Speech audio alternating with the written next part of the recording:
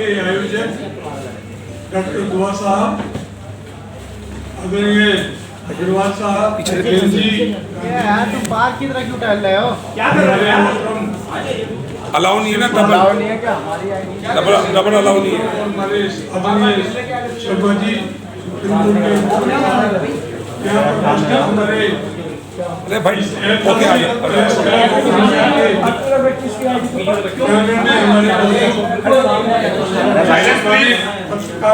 बहनों और भाइयों, साथियों, थोड़ा शांत हो जाए भैया, सब लोग सहयोग कर दें। हाँ प्लीज बोलिए। ज्यादा कहने की तो कोई जरूरत इसलिए नहीं है कि आप यहाँ सब लोग हमसे अधिक विद्वान लोग हैं। सारी बात खुशी इस बात की है कि आज का जो कार्यक्रम आयोजित किया है ये दुआ साहब ने किया। हम लोग हिंदू हो, मुस्लिम हो, सिख हो, ईसाई हो, हमारी एक ही चीज में आस्था है कि भाई दुआ करो।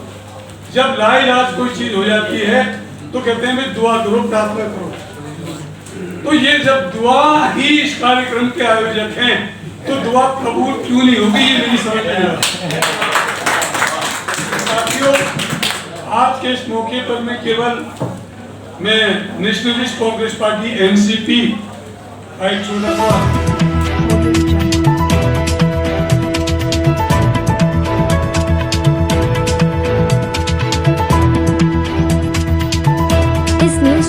जो भी वक्ता ने कहा वो उसकी अपनी राय है, जिसकी पुष्टि नेशन न्यूज इंडिया नहीं करता। धन्यवाद। मैं आपका सबका पार्टी की तरफ से, माननीय शरद पवार साहब की तरफ से हार्दिक स्वागत करता हूँ, अभिनंदन करता हूँ कि आप यहाँ पर आए, आपने दर्शन दिए, अपने विचार दिए और एक शक्ति दी। क्योंकि आज का जो आंदोलन है जिसकी शुभारंभ आज यहाँ हो रहा है, आपकी मौजूदगी में, आपकी गवाही में, आपके द्वारा, ये किसी भी तरीके से हिंदुस्तान की आजादी के आंदोलन से कम नहीं है। क्योंकि वो लड़ाई दूसरे लोगों के साथ थी, ये लड़ाई अपनों के साथ है। और ये अपने ऐसे हैं जो भाई से भाई को लड़ाते हैं, पति को पत्नी से लड़ाते हैं, हिंदू को मुस्लिम से लड़ाते हैं, नौजवान को बुजुर्ग से लड़ाते हैं, व्यापारी को कंज्यूमर से लड़ाते हैं, किसान को व्यापारी से लड़ाते हैं। ये लोग हैं।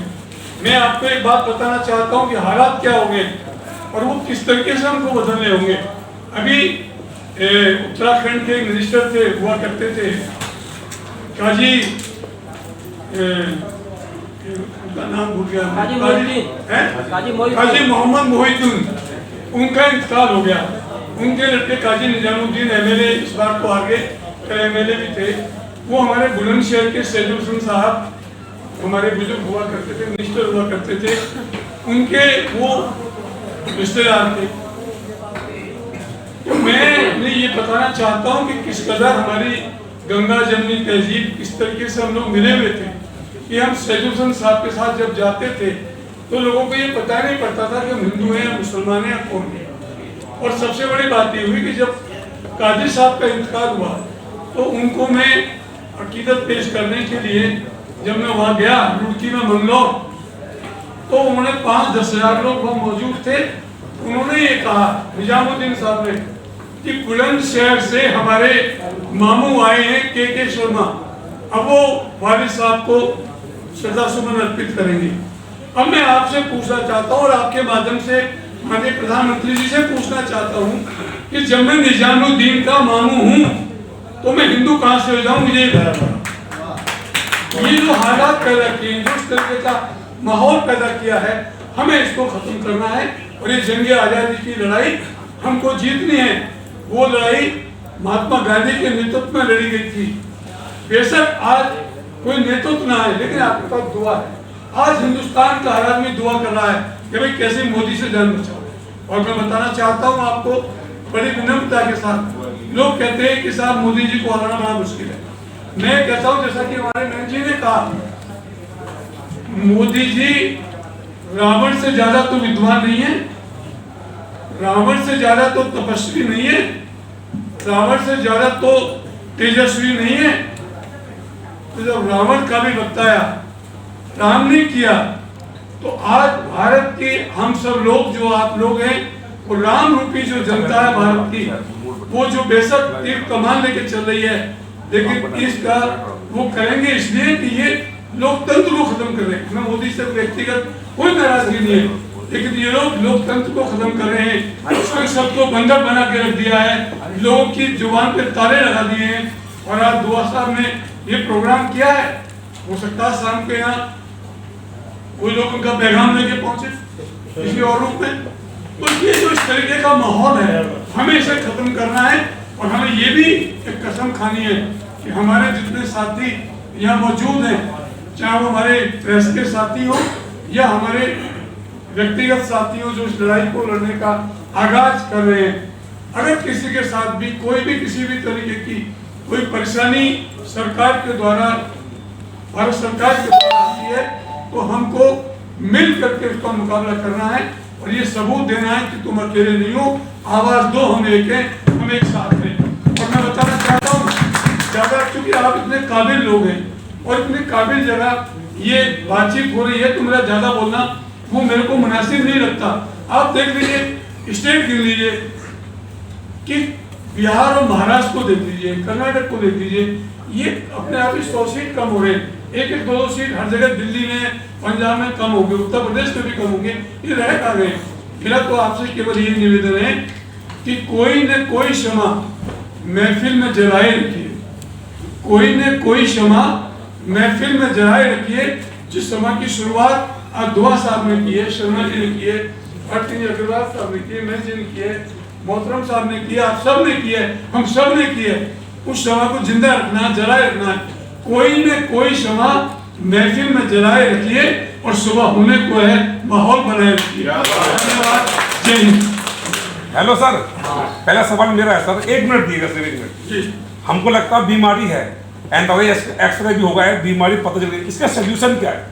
सारे हम बात करते हैं और अदर्स पार्टी आती है, विपक्ष भी बात करती है सोल्यूशन का, विकास कार्य ऐसे कर नहीं हो रहा है, तो मतलब होगा कैसे? मतलब आप जो बात बोल रहे हैं, जो मैं देखा भाजपा राव अभियान के तहत आपने जो प्रोग्राम रखा है, वो होगा कैसे? देखिए, वो होगा इस भारत के जो महान जनता है, भारत की 1 अरब और 35 करोड़ लोगों की दुआओं से होगा। वो हो रहा है, मैंने घूमा है, मैंने देखा लोग परेशान है। मैंने अपने आंखों के सामने अपने कई मित्रों को अपने इलाज में मैंने देखा है कि कितने ही प्रियजनों ने अपने प्रियजनों को बिना इलाज के मरते हुए देखा है। सर उनमें पॉपुलेशन कमी नहीं हो रही ना? इसका उत्तर देता हूँ एक छोटा सा। जी बोलिएगा, कोई नहीं है सर। मेरा निवेदन सिर्फ इतना है कि जब जुर्म की हिंसा हो जाती है, आप ये बताइए, मिसेस गांधी से बड़ा तो कोई शक्तिशाली नहीं था, जैसा कि आपने आपसे काम चला रहे हैं। मिसेस गांधी को क्या हुआ? उस समय कोई नेता नहीं था, लोग कहते थे कौन नेता है, कौन प्रधानमंत्री का चेहरा है, कौन हराएगा। जनता ही नेता हो गई और जनता ही वोटर हो गई और सरकार पहले बनी और पार्टी बाद में बनी। ये इस बात का प्रमाण है। सर, लेकिन इस टाइम पर ईवीएम भी तो नहीं था। गुजरात के अंदर एक पूरा गांव जो है आज इस बात के खिलाफ सुप्रीम कोर्ट के अंदर बैठा हुआ है कि हमने पूरे गांव में महज कांग्रेस को वोट डाला था, तो फिर कैसे भाजपा की यहाँ से सीट निकल गई?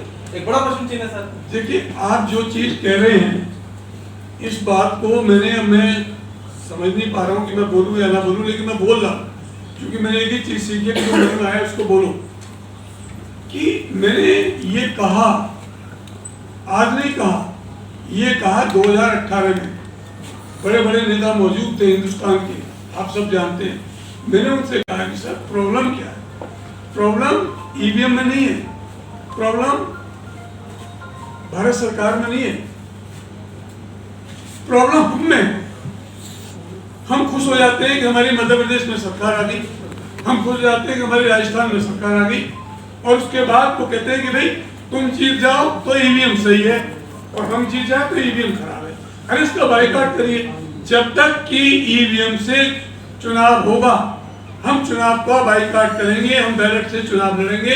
जब तक ये राजनीतिक दल से कोई हो, हम हो जो यहाँ बैठे हैं या और दूसरे राजनीतिक दल हो, ये तय नहीं करेंगे, इसका इलाज होने वाला नहीं है। शर्मा जी अरे एक मिनट सुनिए, पहले तो आपकी बात का उत्तर देता हूँ। देखो, भारत देश के अंदर जो पिछले ये 8-9 साल से 10 साल से सरकार बनी है, जी ये देश के अंदर हिंदू और मुसलमान में घड़ा फैला करके बनाई गई है। राम और रहीम को लड़ा करके बनाई गई है। अगर हम लोग राष्ट्रवादी हैं तो उससे पहले हमको देशभक्त बनना पड़ेगा, और देशभक्ति इसमें है कि हमको मिलजुल करके डेवलपमेंट के लिए, रोजगार के लिए काम करना पड़ेगा। तो अभी एक हमारे भाई, माफ कीजिएगा, इन्होंने कहा कि गोरे अंग्रेज और काले अंग्रेज। मैं इस पर यह कहूंगा कि हिंदू, मुसलमान, सिख, ईसाई सबने मिल करके गोरे अंग्रेजों को जैसे भगाया था, आज अगर हम सब हिंदू, मुसलमान, सिख, ईसाई मिल करके देश में गुड गवर्नेंस लाने के लिए, देश में इंसानियत और मानवता के लिए भेदभाव को खत्म करने के लिए काले अंग्रेजों को भगा देंगे, काले अंग्रेजों को भगा देंगे तो ये देश ठीक हो जाएगा। आप कैसे साबित करेंगे? असली हिंदू नकली हिंदू चले, कैसे साबित करेंगे? आप असली हिंदू कैसे साबित करेंगे? हिंदू, मुस्लिम, सिख, ईसाई जो भारत देश से पैदा हुआ ना, वो सब हमारा भाई है। शर्मा जी आप कह रहे हैं दुआओं से काम चलेगा। बालेश्वर महाराज जी इसका मतलब ठीक कह रहे हैं कि हम जो है सीधा आपको कागज में लिख के बता देंगे अगली सरकार किसकी बन रही है। लैक में 1 मिनट सर, लैक में भाई सर, प्यारे भाई मेरी सुनिए, कैसे साबित है असली हिंदू की बात कैसे साबित और दवा साथ साथ चल रही है। दवा ये है कि जो अडानी साहब को पूरा देश देख दिया और नौजवान बेरोजगार हो गया, किसान कंगाल हो गया, ये सारी चीजें लोगों के सामने ला रही है। हमारी जिम्मेदारी है, हम सब लोग मिलकर इन चीजों को बताएंगे और पीछे माहौल बनेगा। ऐसा नहीं है कि माहौल नहीं बनना, लोग सब जानते हैं। शर्मा जी, शर्मा जी एक मिनट, शर्मा जी बोल चुके को आपने देखा कि कई जना असदुद्दीन ओवैसी से अपनी पार्टी से लड़े, वही तो मामला उनको बी पार्टी कहा जाता है। रीजन भी क्योंकि अक्सर तरीके आपने भी चिन्हित किया कि कहां-कहां ऐसे मजबूत दल हैं लोकसभा चुनाव को लेकर जहां पर आप कटाक्ष करेंगे मोदी जी को। देखिए हमारी बात सुन लीजिए, स्ट्रैटेजी बनाई आपने सर। गुलशन परस्तू में ये आपका जवाब है मेरा। ओवैसी साहब हो, आदरणीय मायावती जी हो या कोई हो, हमको सबका हम सहयोग लेंगे, साथ लेके चलेंगे लोकतंत्र को बचाने के लिए और हिंदुस्तान को बेरोजगारी से दूर करने के लिए, महंगाई से कम करने के लिए और एक ऐसा हिंदुस्तान बनाने के लिए जिसकी कल्पना महात्मा गांधी ने की थी स्वराज के माध्यम से, उसमें करेंगे। तो वो हम बता रहे हैं कि गुलशन परस्तु में मुझे बुध ही नहीं अजीज और कांटों से भी निभा किए जा रहा हूँ। हम सबको साथ लेके चलेंगे। हम ए और बी के चक्कर में नहीं पड़ते, हमें केवल मछली की आंख चिड़िया की आंख में लगा रही है कि मोदी जी और उनकी सरकार और उनके साथी, उनकी पार्टी देश की विरोधी है, लोकतंत्र की विरोधी है, गरीब की विरोधी है, संविधान की विरोधी है और हम का इसके विरोध को गांव-गांव पहुंचा के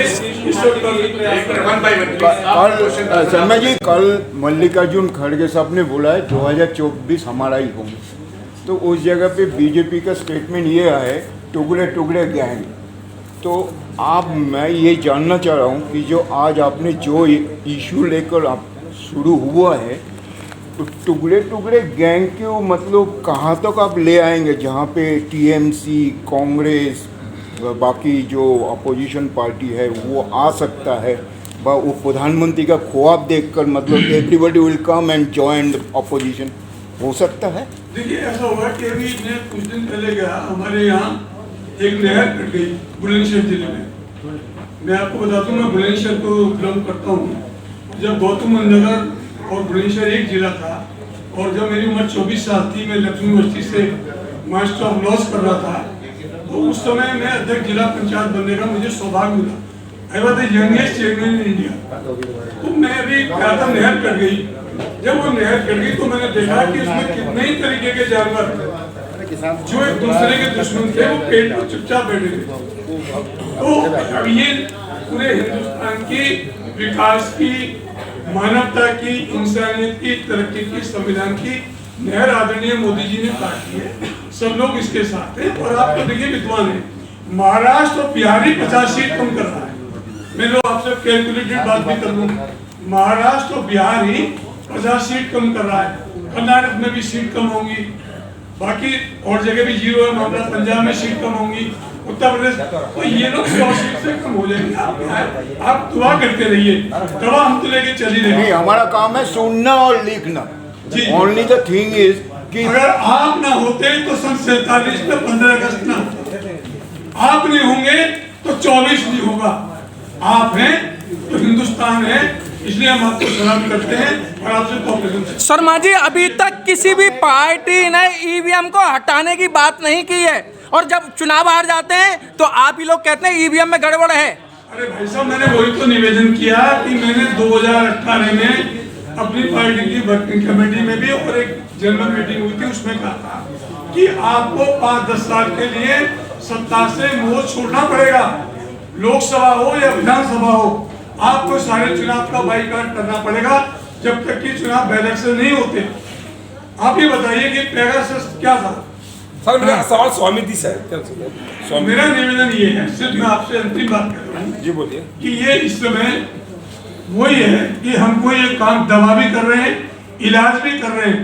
दवाई पूरा ऑक्सीजन भी दी जा रही है, न्यूट्रिशन भी दिए जा रहे हैं, सारी ताकत की चीजें दी जा रही है कि हिंदुस्तान खड़ा हो जाए। जो मोदी जी ने कमजोर किया है वो खड़ा होता है। नहीं, वो तो बोल रहे हैं 70 सालों में ऐसा कोई काम नहीं हुआ, हमने तो इतने रास्ते डेवलपमेंट किए, बहुत सारी हाईवेज बनाई हैं, बहुत सारी चीजें हैं, सिर्फ कांग्रेस ने खत्म किया और पार्टी ने वो। अरे हाईवे प्रधानमंत्री जी के लिए तो बन रहे हैं, वो जाते हैं सीधे और सीधे आते हैं लोग। आपने देखिए, और एयरपोर्ट किसके लिए बन रहे हैं? वो कहते थे चप्पल वाला ये हवाई यात्रा करेगा, कितने चप्पल वाले यात्रा कर रहे हैं, कितनों को रोजगार मिलेगा, कितने रोजगार कर रहे हैं। वो कहते थे कि 2022 में किसानों की आय दुगनी करेंगे, कितने किसानों की आय दुगनी हुई है। तो ये सारी चीजें हैं। सब अभी आपने करेक्ट किया कि 100 सीटें उनकी कम हो रही है। सब राम मंदिर का मुद्दा तैयार है, अभी बन के 2024 में तैयार हो राम मंदिर। देखिए, मैं एक निवेदन करना चाहता हूँ, सेकुलरिज्म का मतलब क्या है? समान समान समानता। मैं बता देता हूँ।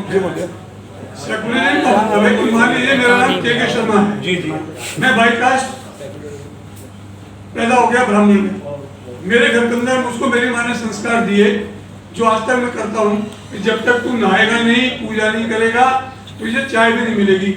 और मैं जब तक नहा के पूजा नहीं करता, मैं कुछ भी खाता पीता नहीं हूँ। ये हमारे बुजुर्ग बाहर बैठे हैं, ये 5 वक्त की नमाज अदा करते हैं, कुरान 5 वक्त की। ये सेकुलरिज्म है, ये हिंदुस्तान है। नमाज अदा नहीं करना, पूजा पाठ नहीं करना, ये सेकुलरिज्म नहीं है। पूजा पाठ करते हुए, नमाज अदा करते हुए एक दूसरे धर्म का सम्मान करना, उसको फलने फूलने का अवसर देना, ये सेकुलरिज्म है। और इन सब बातों को लेके हम लोग चल रहे हैं। सर, मैं आपसे सवाल करना चाहूँगी। कोई भी पार्टी आज तक आई है संविधान में हमारे देश में, लेकिन कोई भी ये बिल नहीं लेके आई अभी तक कि धर्म के नाम पे राजनीति नहीं होती। देखिए, ये बिल पास क्यों नहीं किया जाता? इस बिल की जब मोदी जी चले जाएंगे ना, धर्म का जो विकराल रूप हमने देखा है, जो झेला है, इसके बाद यही आएगा। सबसे पहले इसी को पास करें। शर्मा जी एक छोटा सा उत्तर दे दें। जब कोई पार्टी या कई पार्टियों के राष्ट्राध्यक्ष भी आए हुए हैं, जब कोई पार्टी रजिस्टर्ड होती है तो चुनाव आयोग हमारा एक एफिडेविट देता है। मैं जितने भी सम्मानित पत्रकार बंधु हैं यहाँ पे, उनसे कहना चाहूंगा कि किसी पार्टी के नेता से पूछने से ज्यादा बेहतर है, क्योंकि ये तो सब एफिडेविट करके बैठे हुए हैं। वहां लिखा हुआ है कि धर्म निरपेक्ष, पंथ निरपेक्ष राजनीतिक दल का दर्जा आपको चुनाव लड़ाने के लिए इस स्वतंत्र भारत देश के अंदर दिया जा रहा है। और उसके बाद अगर कोई व्यक्ति किसी भी प्रकार का धार्मिक लड़ाई उन्माद पैदा करता है या किसी भी धर्म के आधार पे चुनाव लड़ने जाता है या कोई भी घोषणा करता है, तो यहां तो प्रधानमंत्री छोड़ दीजिए, कई मुख्यमंत्री छोड़ दीजिए, कितने लोग हैं यहां पर जो धर्म के नाम पे झगड़ा करते हैं। तो मैं सारे मूर्धन्य पत्रकार भाइयों से निवेदन करता हूं कि अपने अधिकारों को समझो। इसका प्रश्न राजनीतिक दल तो नहीं दे पाएगा जो खुद डिस्पोजल में बैठा है, 1-1 साल लग जाता है रजिस्ट्रेशन के लिए, जिनको चुनाव चिन्ह 2 बार के बाद तीसरी बार देते नहीं है।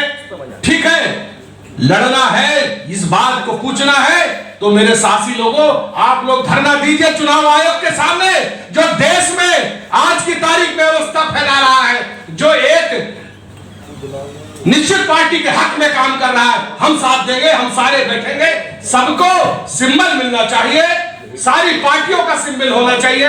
सब पार्टियों को धर्मनिरपेक्ष और पंथ निरपेक्ष के अंतर्गत आईने में आकर के चुनाव लड़ना चाहिए। हम सब तो लड़ रहे हैं, वही बात शर्मा जी कह रहे हैं, हम सब साथ हैं, लेकिन जो लोग धार्मिक लड़ाई कर रहे हैं उनके खिलाफ लड़ने की जरूरत है, उसी बंटवारे को खत्म करने की जरूरत है, तो देश सुधर जाएगा। अग्रवाल जी, आप कह रहे हैं कि हम सबके साथ में, आपके सामने ही ढोल गवार सुत पशु नारी ये सब ताड़न के अधिकारी, और मोहन भागवत जी कह रहे हैं जाति तो पंडितों ने बनाई है। नहीं क्यों? ये जो है ना, सुनिए एक मिनट, क्या? हाँ, ये विषय से भटकने की बात है। नहीं, विजय से भटकने की क्या बात है? आप तो मोदी जी को पक्का कर रहे हैं ना अगले 24 में आने के लिए। ये बार बार तो संगठन बनाए जा रहे हैं ये। हम तो पक्का नहीं कर रहे हैं। नहीं सर, आप पक्का कर रहे हैं। गवर्नेंस की लड़ाई कर रहे हैं। हम ये चाहते हैं कि देश के प्रत्येक गांव के अंतिम व्यक्ति को रोजगार मिले, सब मिलजुल करके धार्मिक उन्माद को खत्म करते हुए मिलकर मानवता इंसानियत के लिए काम। सर, आप बार बार मोदी जी कह रहे हैं ना हिंदू राष्ट्र बनाएंगे, और आप बार बार ये कह रहे हैं हम हिंदू हिंदू हिंदू। संविधान में बताइए किस गिनीज बुक में लिखा हुआ है हिंदू? भारत इस्तेमाल करें ना आप। भैया सब सनातन धर्म कहाँ सनातन धर्म? आप लोग जानिए सर, आप ही की तरह देश के अंदर लगभग 6000 से ज्यादा पार्टियां, इंटरव्यू मैं भी कवर कर चुका हूँ। ये मोदी बात करते हैं 85%, 15%, 85%, 15% की हिंदुत्व की जो बात कर रहे हैं 15%, बल्कि 3% उनको हराना है। 85% इतना जब वो है, एक कैलकुलेशन लगाते हैं, जैसे आपने लगाया इतनी सीटें खत्म होगी, इतनी सीटें खत्म होगी, लेकिन उसके बावजूद एक बड़ा उत्तर प्रदेश उदाहरण है कि एक बड़ा संगठन संगठित हुआ बड़ी बड़ी पार्टियों का, उसके बावजूद उत्तर प्रदेश को नहीं रोक पाए। रीजन भी जो मुझे लगता है, मैं आपसे इसका जवाब चाहता हूं कि 85% में भी इसी प्रकार से छोटी छोटी पार्टियां, छोटे छोटे दल इकट्ठे होते हैं, और कहीं ना कहीं जो पार्टी देश के अंदर जो दूसरी पार्टी कम से कम ये मान सकते हैं उससे बेहतर है, उनको सेंध लगा। Press the bell icon on the YouTube app and never miss another update.